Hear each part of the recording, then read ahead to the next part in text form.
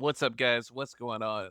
We're going to be talking about why Gemini 3.1 Pro versus ChatGPT 5.5 is the biggest stories of 2026.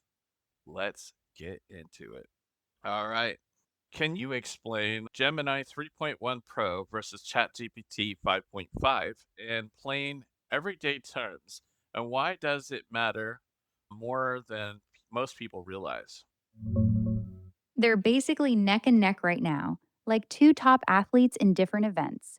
Gemini 3.1 Pro is killer at understanding pictures, videos, and long documents in one go, while ChatGPT 5.5 shines at writing naturally, doing step by step math and coding tricky stuff. It matters more than people think because this tight race is pushing both companies to move insanely fast. Every few months, we get huge leaps in what AI can actually do for real work, not just chat. That means cheaper tools, smarter assistants, and big changes in jobs way sooner than most expect. It's not just bragging rights, it's shaping what tech we all use daily. Okay, so you're saying they're neck and neck. So you don't think one's better than the other? Depends on what you're doing. Gemini 3.1 Pro's better with images, video, and massive documents. It just understands them way more deeply. ChatGPT 5.5 stronger at writing, math, and coding complex stuff. So neither's outright better. It depends on the job. For most people, the real winner is whichever one you have easier access to. And then Claude is better at coding than all of them. Claude's definitely leading the pack on coding right now. On the benchmarks that matter most to developers, like SWE Bench Verified, the latest Claude models are consistently coming out on top or right at the very front.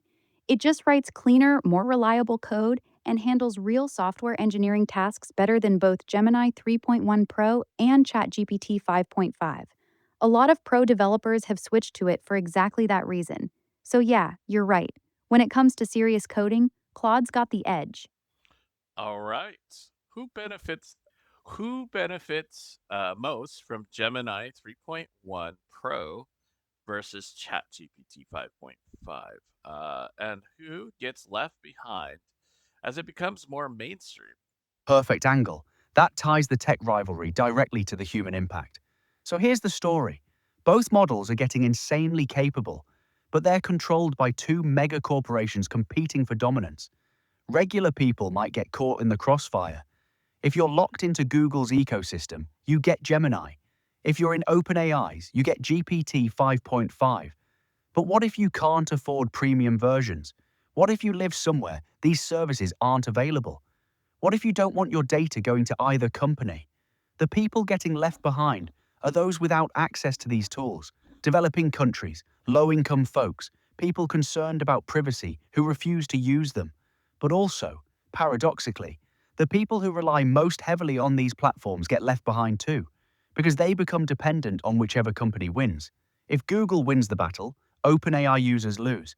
Workers in fields these models automate lose regardless of which one wins. So your video's got a strong hook. Yes, it's an exciting tech battle, but underneath, it's about power consolidation and who profits versus who pays the price. That's the real story of 2026. All right. Um, let's see. Is Gemini 3.1 Pro versus ChatGPT 5.5 as advanced as the media headlines suggest, or is there more hype than actual reality? It's more hype than a massive leap. Gemini 3.1 Pro and GPT 5.5 are neck and neck on most benchmarks. We're talking tiny margins like 1 or 2 points on GPQA or SWE bench. Gemini shines in multimodal stuff, native video and audio processing, huge 2 million token context window, and Google search integration, where it crushes agentic search tasks. GPT 5.5 often edges it out on coding, math, and polished writing. Plus, it's stronger overall on some intelligence indexes. Headlines love to call it a revolutionary showdown, but in reality, the gap is small for everyday use. Pick based on your workflow: Google ecosystem and media, Gemini; coding or creative writing, ChatGPT. It's competition, not domination. I'm staying with Claude for coding, to be fair. Smart move. For coding, Claude's still the king.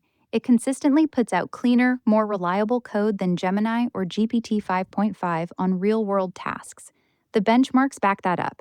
If you're happy with it, no reason to switch. Gemini's great for huge context or Google stuff, but for pure coding, Claude's where it's at. All right. Let's see.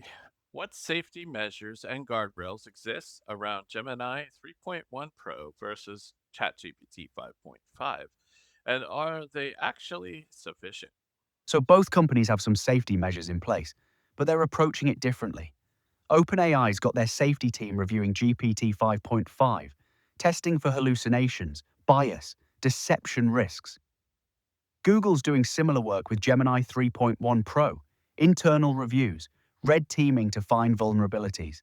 Both claim to reduce harmful outputs and improve instruction following.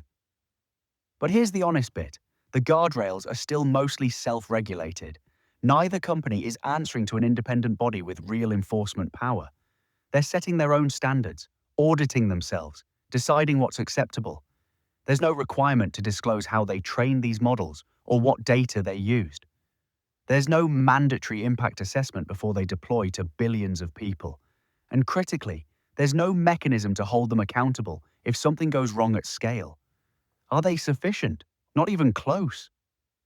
Experts are saying we need binding regulations, third-party audits with teeth, transparency requirements, and real consequences for companies that deploy unsafe systems.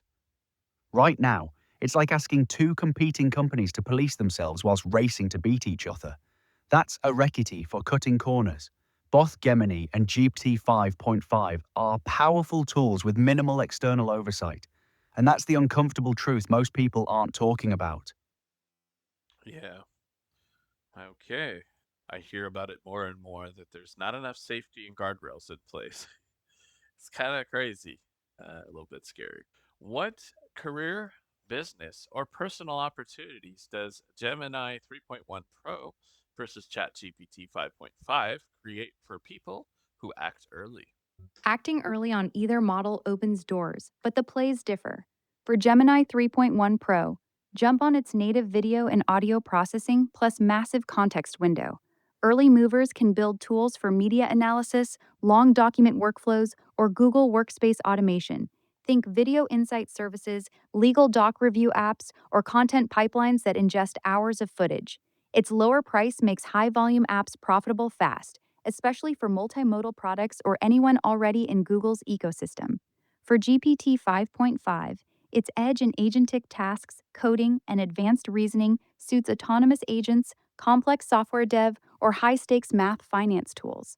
Early adopters can create premium agent platforms, specialized coding assistants, or enterprise automation that needs top tier tool use and accuracy. The higher cost means focusing on high value clients who will pay for that performance. Smartest move? Master both now while they're fresh. Hybrid setups beat picking one side. The real opportunity is building workflows that route tasks to the right model before everyone else catches on. Sounds good. Yeah, that's why I use all the AIs. I use Grok on XAI. I use ChatGPT. I use Claude. I would say that I'm using ChatGPT less than the other two, um, but I still use all of them. So, because they all have things that they're better at than others, obviously. Yeah, hopefully you guys enjoyed this conversation. Leave a comment down below if you have something to add or any questions. And smash up the like if you guys could. Share with your friends and subscribe. I'll see you guys on the next one. Peace out. Check out my music. I have two artists, outlaw country artist named Travis Rains, and we have a pop singer named Lullaby. Go check them out on Spotify, please. Thank you so much for the support. And also check out my Etsy shops. We have Wall Bloom Studios, where you can get digital downloads of cottagecore art and also get canvases printed and shipped to you. Wall Bloom Studios is the shop on Etsy. And then we also have Grand Tour Print Co. is my travel poster shop. So you can get a travel poster basically doing like all the landmarks for like around the whole world. So check it out. Grand Tour Print Co. Appreciate you guys. smash the like. We'll see you on the next video. Peace out. All you people, check out my music on Spotify. If you like it, then follow me.